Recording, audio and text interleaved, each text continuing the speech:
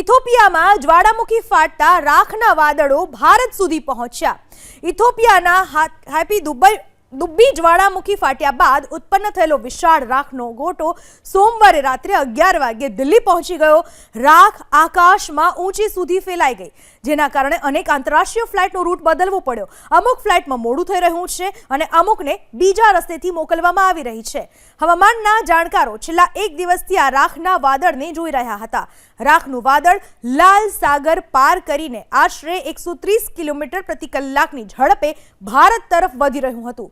સૌથી પહેલા આ રાખનું વાદળ ભારતમાં પશ્ચિમી રાજસ્થાનના જોધપુર અને જેસલમેરની ઉપરથી આવ્યું। બાદમાં ધીમે ધીમે આ રાખનું વાદળ દિલ્હી, હરિયાણા અને રાજસ્થાનના મોટા ભાગોમાં ફેલાઈ ગયું।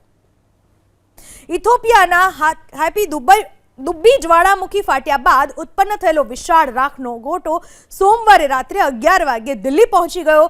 રાખ આકાશમાં ઊંચી સુધી ફેલાઈ ગઈ, જેના કારણે અનેક આંતરરાષ્ટ્રીય ફ્લાઇટનો રૂટ બદલવો પડ્યો। અમુક ફ્લાઇટમાં મોડું થઈ રહ્યું છે અને અમુકને બીજા રસ્તેથી મોકલવામાં આવી રહી છે।